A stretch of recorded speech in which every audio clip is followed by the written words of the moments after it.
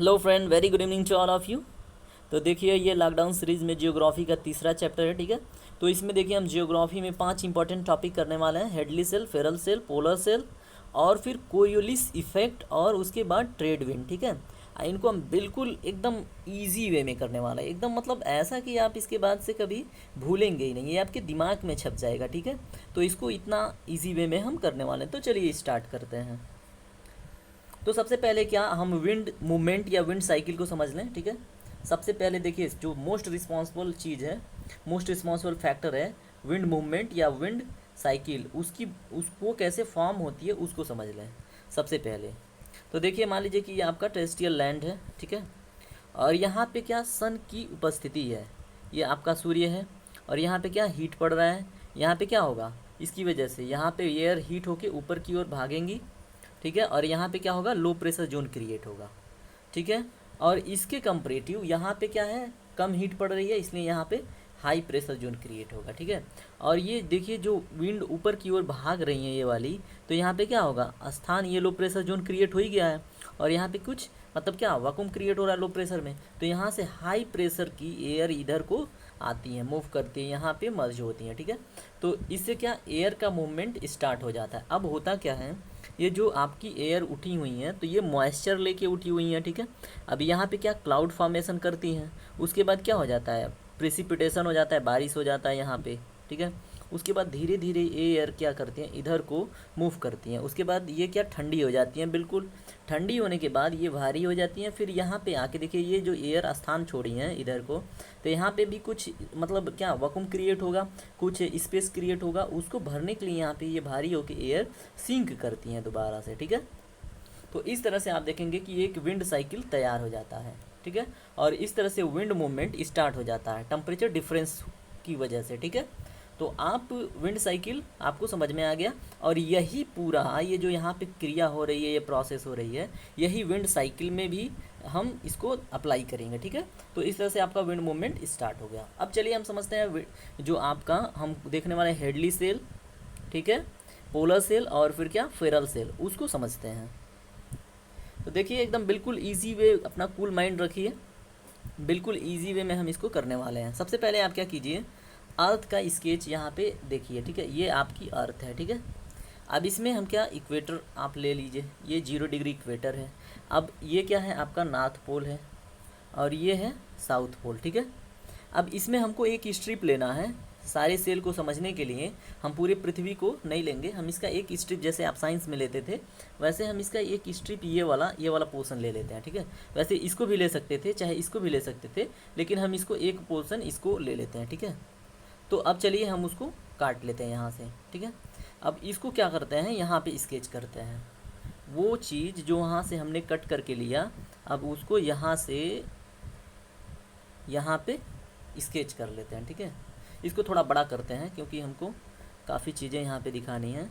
तो ये रहा आपका, ये रहा पोर्शन, ठीक है। ये क्या है आपका 0 डिग्री, ठीक है। और ये है आपका 30 डिग्री, और ये है 60 डिग्री, और ये आपका हो गया पोल, ठीक है। ये हो गया आपका पोल। अब देखिए 0 डिग्री इक्वेटर के अराउंड देखिए, आपको पता होगा कि सनलाइट यहाँ पे यदि जो है, तो यहाँ पे क्या कभी भी मतलब देखिए, सन की उपस्थिति ज़्यादातर 23.5 डिग्री के बीच में ही होती है, ठीक है। 23.5 जैसे कैंसर और कैप्रिकॉर्न के बीच में ही मूव करता है सन पृथ्वी पे, ठीक है। तो यहाँ पे क्या है, यहाँ पे ये डायरेक्टली क्या इंसोलेशन रिसीव करता है डायरेक्टली यहाँ पे। तो यहाँ क्या लो प्रेशर जोन, अभी जैसे हमने वहाँ पे समझा, तो यहाँ पे क्या लो प्रेशर जोन क्रिएट हो जाता है। और यहाँ पे जो एयर हैं वो हॉट होके मॉइस्चर लेके ऊपर की ओर भागती हैं, ठीक है। और ऊपर की ओर जब ये मूव करती हैं, तो यहाँ पे क्या स्थान अपना छोड़ दे रही हैं, उस स्थान को कवर करने के लिए यहाँ पे देखिए, इसके कंपैरेटिव यहाँ 30 डिग्री पे high pressure belt zone create हो गया, हाई प्रेशर, ठीक है, 30 डिग्री पे। अब यहाँ से क्या होगा, यहाँ से जो ये अपना स्थान छोड़ रही हैं, तो यहाँ से ये विंड इस स्थान को भरने के लिए इधर को चलेगी, ठीक है, और इस स्थान को कवर करेगी। अब देखिए, ये ऊपर जो यहाँ पे विंड यहाँ पे पहुँची हुई हैं, तो ये क्या करती हैं, क्लाउड फॉर्मेशन करती हैं। क्लाउड फॉर्मेशन करने के बाद क्या हो जाता है, यहाँ पे रेनफॉल हो जाता है, ठीक है। इस स्थिति में यहाँ पे क्या रेनफॉल हो गया। अब जो एयर यहाँ ऊपर की ओर पहुँची हैं वो क्या करेंगी, इधर को मूव करती हैं, ठीक है, इधर को मूव करती हैं क्योंकि अब इनके अंदर नमी है नहीं और फिर हीट भी नहीं है, ठीक है। और यहाँ पे आने के बाद ये क्या मतलब ठंडी हो जाती है और फिर भारी होके इधर जो यहाँ पे सिंक क्रिएट हो, मान लीजिए ये एयर इधर को डिस्प्लेस हो रही है, मूव कर रही है, तो यहाँ पे भी कुछ क्या स्थान आखिर खाली होगा, उसको भरने के लिए यहाँ पे ये एयर सिंक करती हैं, मर्ज करती हैं। और इस तरह से देखिए आपको एक यहाँ पे साइकिल मिल जाता है। यहाँ पे आप देखिए तो यहाँ पे एक साइकिल, ये यहाँ पे ये सारी, फिर ये, ठीक है, और ये इससे आपको एक साइकिल ऐसे प्राप्त हो जाता है, ठीक है। तो ये क्या होगा, एंटी क्लॉकवाइज है। और इस साइकिल को फर्स्ट टाइम किसने आइडेंटिफाई किया था, तो इसको फर्स्ट टाइम हेडली नाम के एक जियोग्राफर बोल लें या साइंटिस्ट बोल लें, उन्होंने इसको देखा था, ठीक है। इसलिए इसको क्या बोलते हैं, हेडली सेल बोलते हैं। इसको क्या बोलते हैं, हेडली सेल। यहाँ पे हम इसको लिख लेते हैं HEDLEYCELL, ठीक है, हेडली सेल यहाँ पे फॉर्म हो गया, तो इसको HC आप भी लिख लें। तो हेडली सेल हमने समझ लिया। अब आते हैं हम क्या, पोलर पे, ठीक है, पोलर जोन में आते हैं। देखिए पोलर पे सनलाइट की अवेलेबिलिटी कम होती है, इंसुलेशन कम रिसीव होता है, तो यहाँ पे क्या हाई प्रेशर का जोन तो हमेशा बना ही रहता है, हाई प्रेशर, ठीक है, हाई प्रेशर जोन यहाँ पे बिल्डअप हुआ है। अब इसके कंपेरिजन में यहाँ पे क्या होगा, 60 डिग्री पे लो प्रेशर होगा, यहाँ पे क्या होगा इसके कंपेरेटिव में, ठीक है, लो प्रेशर होगा। और आपको पता ही है लो प्रेशर होगा तो क्या, विंड ऊपर की ओर मूव करेंगी, ठीक है। अब यहाँ पे एक चीज़ हम करते हैं, यहाँ पे विंड मूव कर रही है ऊपर की ओर, ठीक है। अब क्या होगा, अब यहाँ पे जो ये स्थान घेरने के लिए क्या होगा, इधर से ये जो हाई प्रेशर का विंड है इधर को मूव करके ये स्थान घेरता है, ठीक है। अब देखिए यहाँ पे विंड मूवमेंट स्टार्ट हो गया और ये जो ऊपर की ओर जा रही थी ये विंड, ये पे क्या फिर से इधर को मुड़ जाती है। यहाँ पे देखिए अगर ये इनमें मॉइस्चर है तो रेनफॉल करती हैं, ठीक है, यहाँ पे भी होता है रेनफॉल। अब देखिए ये इधर को मूव हो जाती हैं, ठंडी होकर फिर से क्या हाई प्रेशर जोन में फिर से मर्ज करती हैं। और यहाँ इस तरह से आपको यहाँ पे भी एक साइकिल प्राप्त हो जाता है, ठीक है, एंटी क्लॉकवाइज। अब इसको क्या बोलते हैं, पोलर सेल बोलते हैं, क्योंकि ये पोलर जोन में है, ठीक है। तो हमने क्या देख लिया, पोलर सेल का फॉर्मेशन। अभी इनको और भी नामों से जानते हैं, उसको अभी हम देखते हैं। तो ये हो गया आपका पोलर सेल। अब बचा क्या, 30 डिग्री और 60 डिग्री के बीच में कौन सी सेल बनती है, ठीक है, उसको देख लेते हैं। अब देखिए 30 डिग्री पे ये मर्ज कर रही है, ठीक है, 30 डिग्री पे ये मर्ज कर रही है। और यहाँ पे क्या हाई प्रेशर आप देख रहे हैं, ये हाई प्रेशर है और ये क्या है लो प्रेशर। अब देखिए जब लो प्रेशर जोन में हाई प्रेशर की ओर हवाएं मूव करती हैं, ठीक है, इसको हम किस कलर से ले लें, इसको हम इस कलर से देखते हैं, ठीक है। यहाँ से क्या हाई प्रेशर से लो प्रेशर की ओर इस स्थान को घेरने के लिए, मान लीजिए ये विंड ऊपर की ओर भाग रही थी, यहाँ से इस स्थान को घेरने के लिए विंड इधर को मूव करती है, ठीक है। अब ये यहाँ से ये तो आपका मूवमेंट इधर को हाई प्रेशर से लो प्रेशर की ओर 60 डिग्री की ओर स्टार्ट हो गया। अब ऊपर से यहाँ पे भी देखेंगे आप, ये वाली जो यहाँ पे प्रेसिपिटेशन करने के बाद इसका भी क्या होगा, इधर की ओर ये मूव करेगी और फिर आके यहाँ पे सिंक करेगी। जैसे ये आपकी ये वाली विंड आ रही थी जो 0 डिग्री से स्टार्ट हुई थी, वैसे ये भी 60 डिग्री वाली यहाँ पे आके सिंक करेगी या मर्ज होगी यहाँ पे, कहाँ पे 30 डिग्री पे। और इस तरह से आपको एक इस प्रकार का सेल प्राप्त होगा क्लॉकवाइज में, ठीक है। तो ये क्या है, इसको क्या बोलते हैं हम, इसको बोलते हैं फेरल सेल, ठीक है। इसको फर्स्ट टाइम किसने देखा था, इसको फर्स्ट टाइम आइडेंटिफाई किया था फेरल नाम के, ठीक है, विलियम फेरल उनका पूरा नाम है। तो उन्होंने इसको आइडेंटिफाई किया था, तो उनके नाम पे इसका नाम है फेरल सेल, फेरल सेल, ठीक है, FERELL, hold a minute, FERE Ferrel cell, ठीक है। तो ये आप याद रखें, ठीक है। तो हमने क्या तीनों सेल को बिल्कुल नीट एंड क्लियर समझ लिया कि सेल का फॉर्मेशन कैसे हो रहा है, ठीक है। अब देखिए एक चीज़ हम यहाँ पे समझ लेते हैं, यहाँ पे ट्रोपोपॉज का क्या रोल है और ट्रोपोपॉज का यहाँ पे ग्रेडियंट कैसा है और क्यों है। तो यहाँ पे हम ट्रोपोपॉज को ट्रेस करते हैं, उसको हम किस क्लास से कर लें, उसको हम इससे करते हैं, ठीक है। यहाँ पे देखिए, यहाँ ये मान लीजिए पिक पॉइंट क्या है, ट्रोपोपॉज, और यहाँ पे क्या है, ट्रोपोपॉज। अब इसका इस तरह से ग्रेडियंट क्यों बन रहा है उसे समझ लें।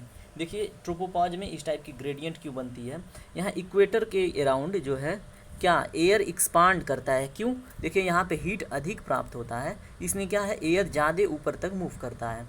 और ये क्या है, यहाँ पे सबसे पहले हम इसको इसका नाम रखते हैं ट्रोपोपॉज,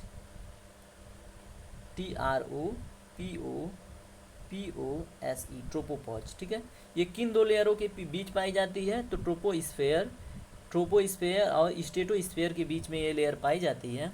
और देखिए ये क्या होती है, यहाँ पे एयर जब हॉट होकर ऊपर की ओर मूव करता है तो यहाँ पे इसका जो हाइट होता है वो मैक्सिमम होता है कंपैरेटिवली यहाँ जो पोलर पे। क्यों? क्योंकि पोलर पे क्या हवाएं सिंक करती हैं और यहाँ पे हवा ऊपर की ओर भागती है। क्यों? यहाँ पे हीट ज़्यादा प्राप्त होगा, यहाँ हीट बिल्कुल बहुत कम प्राप्त होता है, ना के बराबर, इसलिए हवाएं यहाँ मर्ज करती हैं। इसलिए यहाँ क्या ट्रोपोपॉज का जो यहाँ पे थिकनेस बोल रहे हैं या हाइट बोल रहे हैं काफ़ी कम है, ठीक है। इसलिए यहाँ पे ट्रोपोपॉज का ऐसे इंक्लाइनेशन क्या ग्रेडियंट मिलता है या झुकाव मिलता है, ठीक है।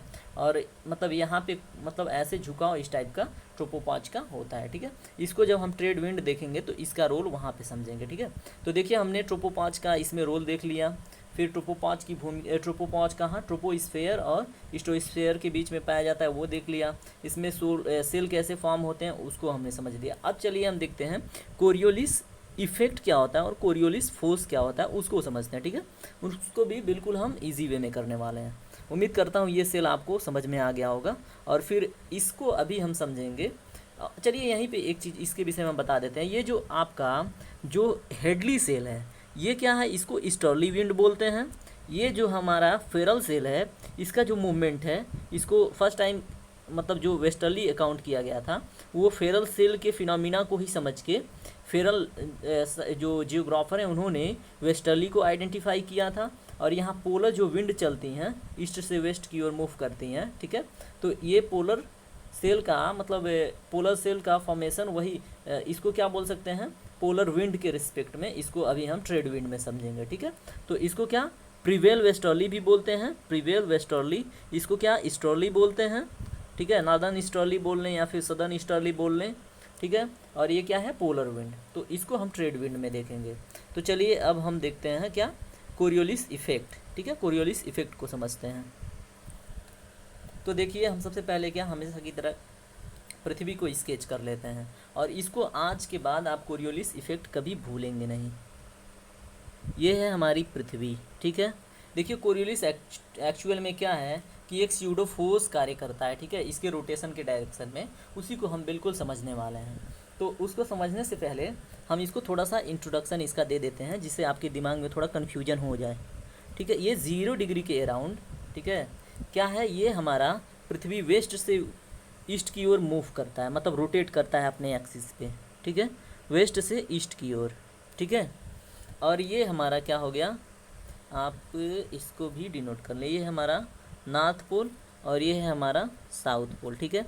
अब देखिए कोरियोलिस इफेक्ट को हम समझ रहे हैं तो उसका हेडिंग यहाँ पे डाल लें, CORIOLISEFFECT, ठीक है, कोरियोलिस इफेक्ट, इसको हम समझ रहे हैं, ठीक है। तो देखिए होता क्या है, ये पृथ्वी हमारी अपने अक्ष पे वेस्ट से ईस्ट की ओर रोटेट करती है, ठीक है। तो रोटेट करती है तो क्या यहाँ पे एक स्यूडो फोर्स वर्क करता है, स्यूडो फोर्स वर्क करता है। मान लीजिए कि यहाँ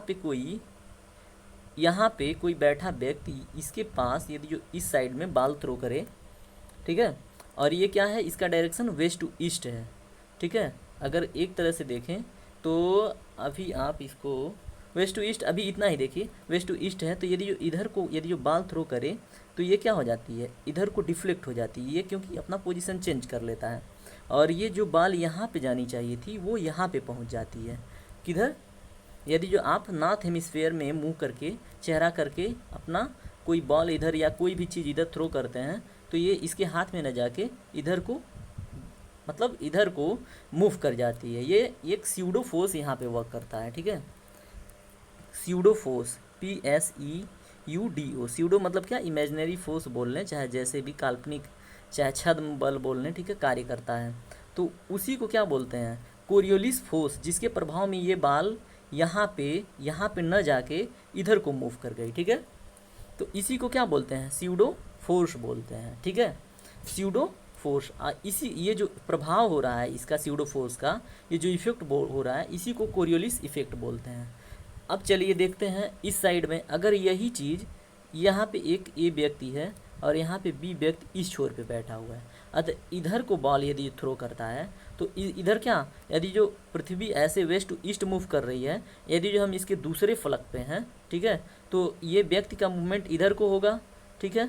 और ये बॉल यदि जो यहाँ से इसके हाथ में थ्रो कर रहा है, मान लीजिए कि कोई बॉल इसके यहाँ से इसके हाथ में थ्रो कर रहा है, तो ये इधर को मूव कर जाती है, ठीक है। तो किधर, यहाँ तो राइट डायरेक्शन में मूव कर गई, ये जो सामने ये व्यक्ति बैठा है इधर को फेंक रहा है, तो इसके राइट हैंड में चली गई। यदि चेहरा नॉर्थ पोल की ओर किया है, यदि जो यही ए साउथ पोल की ओर चेहरा किया है, तो उसके लेफ्ट डायरेक्शन में बॉल मूव कर जाती है, ठीक है। अब इसको क्या हम प्रैक्टिकली देखते हैं, ये कैसे होता है, ठीक है, ये कैसे कार्य करता है।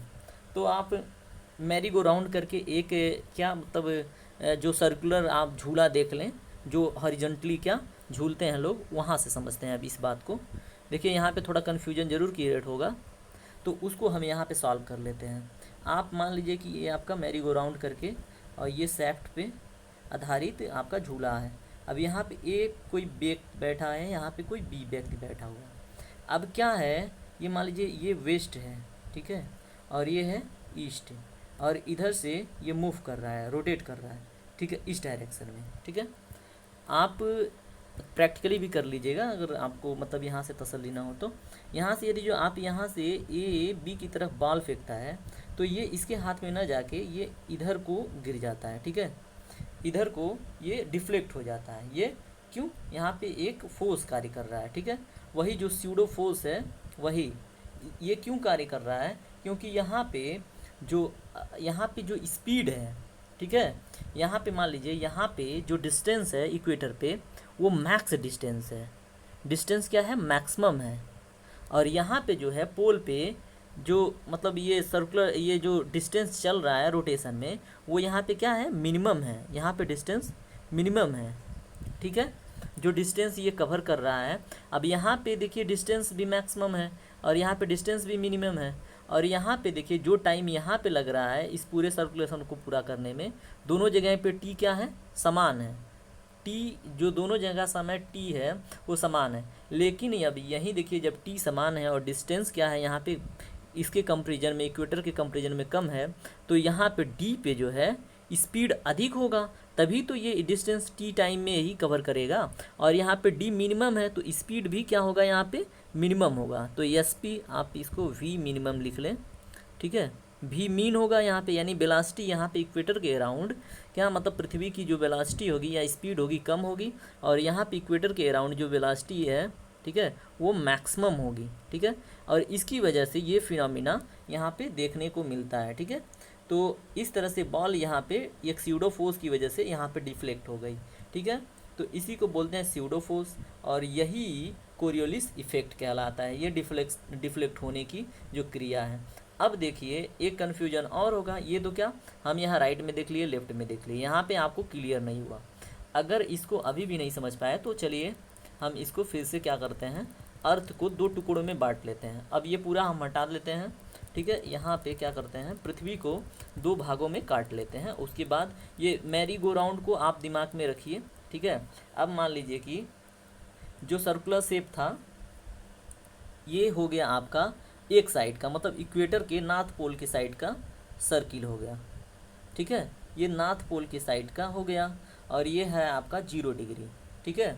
और इसी को फिर से काट लिया हमने एक शेप ऐसे, ठीक है। और ये है हमारा 0 डिग्री और ये है हमारा साउथ पोल, ठीक है।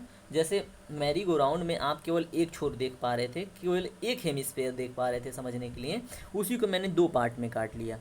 अब इसमें क्या करते हैं, हम कोई दो व्यक्ति ए और बी बैठा लेते हैं, ए और बी।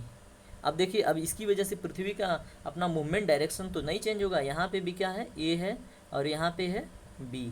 अब पृथ्वी तो वेस्ट टू ईस्ट ही मूव करेगी, वेस्ट टू ईस्ट मूव ही करेगी, इसका रोटेशन वेस्ट टू ईस्ट ही होगा।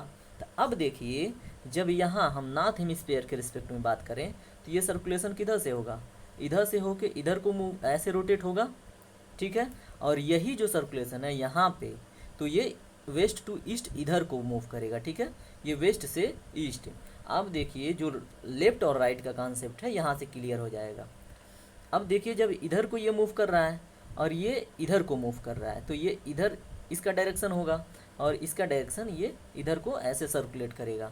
तो ये आप क्लॉकवाइज देख रहे हैं और ये आपका जो आधा भाग है ये क्या है, ये एंटी क्लॉकवाइज है, सॉरी ये क्या है, एंटी क्लॉकवाइज। यहाँ पे नॉर्थ हेमिस्फेयर में सर्कुलेशन क्या हो जा रहा है, एंटी क्लॉकवाइज, ठीक है।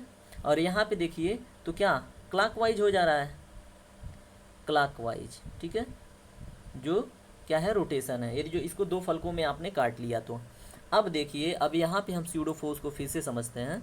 ये जो आपको अभी तक क्लियर नहीं हुआ, तो यहाँ पे मान लीजिए ए पे बैठा व्यक्ति बी के पास बाल यहाँ थ्रो किया, तो बॉल क्या, ये ए चेहरा अपना नॉर्थ पोल की ओर किया है, तो इसके हाथ में न जाके बॉल इधर को डिफ्लेक्ट हो जाती है, ठीक है, किधर, ए के राइट डायरेक्शन में।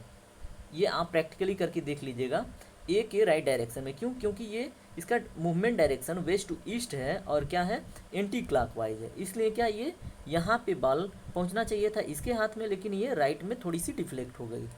और वही प्रोसेस जब यहाँ से ये यहाँ पे बॉल फेंकता है तो इसका डायरेक्शन इधर है मूवमेंट का, और इसलिए ए पे जो ये स्थान पे बैठा हुआ व्यक्ति बॉल जब थ्रो करता है तो ए का बॉल इसके हाथ में ना आके ये बॉल आ जाती है यहाँ से यहाँ को, ठीक है, किधर, अब इसका चेहरा ए का बी की ओर है, यानी कि साउथ पोल की ओर है, तो ये क्या हो जाएगा, वहाँ से लेफ्ट हो जाएगा, ठीक है। तो ये हो गया हमारा कोरियोलिस इफेक्ट का राइट और लेफ्ट डायरेक्शन में मूव करने का कॉन्सेप्ट, ठीक है। तो इसको हमने बिल्कुल चीर फाड़ करके समझ लिया, ठीक है। नहीं समझ में आया, दोबारा आप रिपीट करके देखिए, आपको कोरियोलिस इफेक्ट इससे बढ़िया शायद ही कोई समझा पाए, मुझे नहीं लगता कोई इतना ऑपरेशन करके आपको समझाएगा, ठीक है।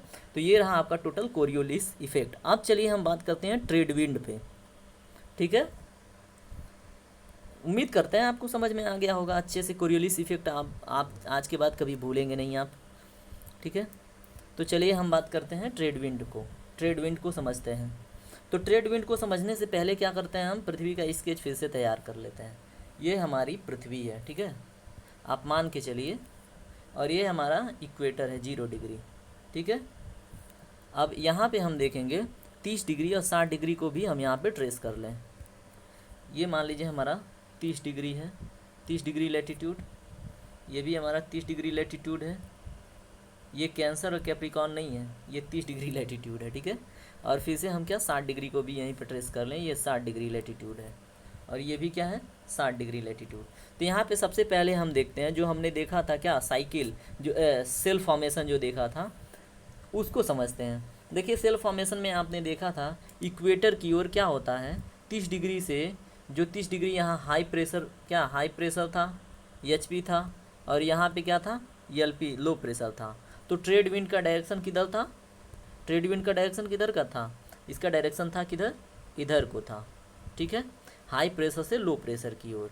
अब देखिए ये हाई प्रेशर से डायरेक्टली इधर भी तो आ सकता है, यहाँ पे भी तो डायरेक्टली आ सकता है, वो नहीं आता है, उसको भी हम समझते हैं।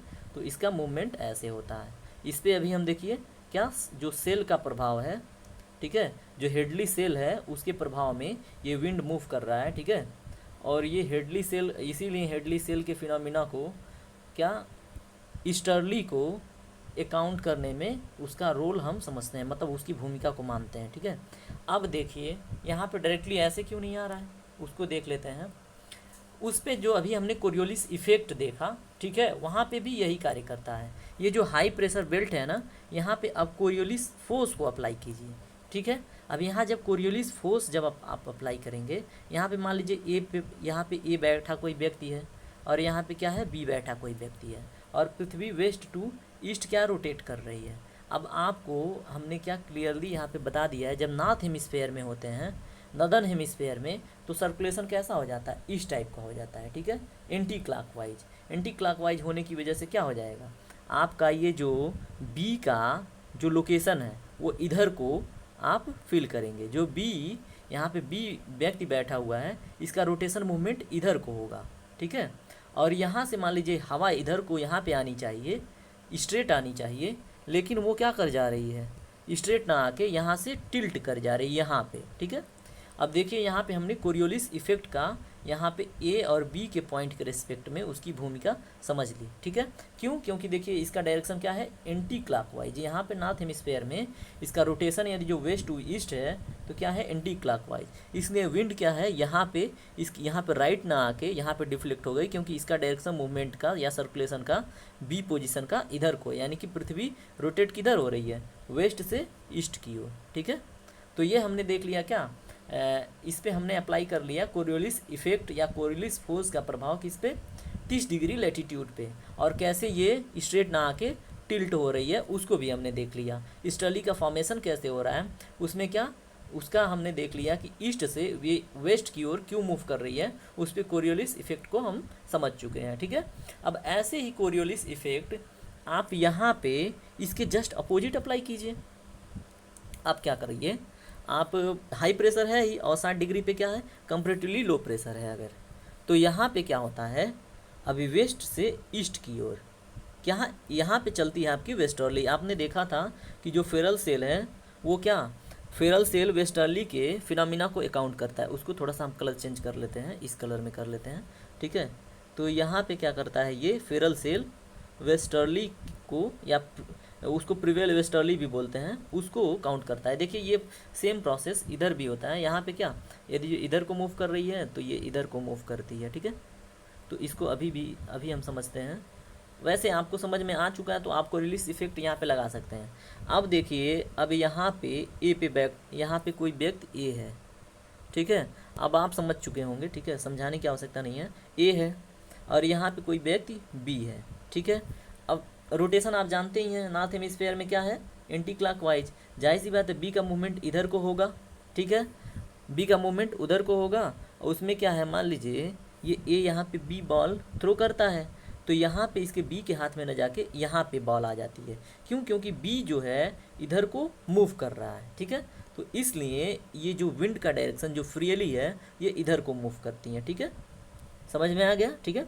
तो चलिए अब हम इसको सेम चीज़ यहाँ पे वही जैसे मैंने बात किया, अब इधर क्या है, नदर्न हेमिस्फीयर में ये क्लॉकवाइज इसका मूवमेंट है, क्लॉकवाइज। अब यहाँ पे जो ए व्यक्ति बैठा हुआ है, ये हम केवल समझने के लिए ए व्यक्ति को बैठा रहा है, और यहाँ पे बी व्यक्ति बैठा हुआ है, और इसका मूवमेंट अब इधर को होगा, एंटी क्लॉकवाइज, ठीक है। एंटी नहीं, ये क्लॉकवाइज है, इधर को होगा। यदि जो यहाँ पे अब यही बॉल ये बी के पास थ्रो करता है तो ये बॉल किधर, इधर को डिफ्लेक्ट हो जाती हैं, जिसको हम वहाँ पे मैरी गो राउंड में गेम में समझ चुके हैं। वो क्यों? क्योंकि यहाँ पे एक स्यूडो फोर्स इसको इधर को डिफ्लेक्ट कर दे रहा है, इस बॉल को, ठीक है। तो ये इस तरह से हमारे ट्रेड विंड का डायरेक्शन डिसाइड होता है, ठीक है। और इसका नाम डायरेक्शन के जिधर से ये स्टार्ट होती हैं उसी के नाम पे पड़ता है। देखिए ये सब क्या है, ये सब क्या है ये जो साउथ हेमिस्फीयर से स्टार्ट हो रही हैं और ईस्ट से मतलब ईस्ट डायरेक्शन से वेस्ट की ओर मूव कर रही हैं, तो साउथ ईस्टर्ली इसको बोलते हैं, क्या, सदर्न ईस्टर्ली बोलते हैं। और यहाँ पे देखिए नॉर्थ की ओर से आ रही हैं और वेस्ट की ओर मूव कर रही हैं, लेकिन स्टार्ट कहाँ से हुई हैं, ईस्ट डायरेक्शन से, तो इसको बोलते हैं क्या, नदर्न ईस्टर्ली, ठीक है। अब यहाँ पे क्या है, यहाँ पे भी वही चीज़ देख लिए, यहाँ पे किधर वेस्ट से स्टार्ट हुई हैं और किधर नॉर्थ डायरेक्शन मतलब नॉर्थ हेमिस्फेयर में है, और वेस्ट से स्टार्ट होके ईस्ट की ओर मूव कर रही हैं, तो इनका नाम हो जाता है आपका क्या, नॉर्थ वेस्टर्ली बोल लें, ठीक है। और वैसे ही इनका भी आप क्या साउथ वेस्टर्ली बोल लें। अब देखिए एक चीज़ आपका एक विंड छूट रहा है, पोलर विंड, ठीक है। अब पोलर विंड का डायरेक्शन आप पहले ही देख चुके हैं क्या होता है, कि ये ईस्टर्न मतलब ईस्ट से स्टार्ट होके वेस्ट की ओर ब्लो करती हैं। क्यों? क्योंकि आपने वहाँ पे देखा था क्या, वहाँ पे जो साइकिल का फॉर्मेशन था ऐसे था, ठीक है। वहाँ पे आपने 0 डिग्री और सॉरी ऐसे नहीं था, यहाँ पे आपका पोलर था और यहाँ पे 60 डिग्री था, ठीक है। यहाँ पे लो प्रेशर जोन क्रिएट हुआ था और यहाँ पे आपने मूवमेंट ऐसे देखा था, ठीक है। और ये ऐसे और यहाँ पे आके मर्ज कर रही थी, यानी कि इसका ऐसे इस टाइप का सर्कुलेशन यहाँ पे पोल पे इस टाइप का सर्कुलेशन स्टार्ट हुआ था, क्या, सेल का, ठीक है।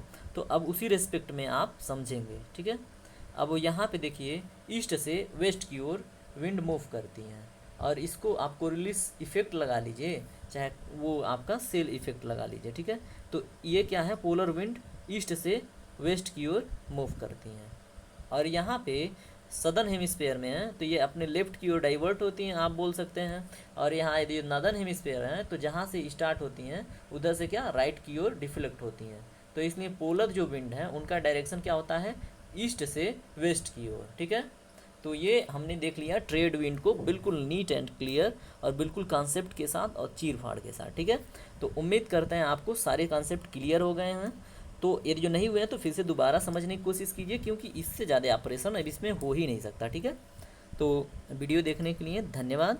यदि जो सारे पॉइंट समझ में आ गए हैं, यदि जो आप अपने आप को सहज पा रहे हैं, ठीक है, तो आपकी अब भूमिका जो भी है, लाइक करना चाहे जो भी करना, ठीक है, आप बिल्कुल समझ रहे होंगे।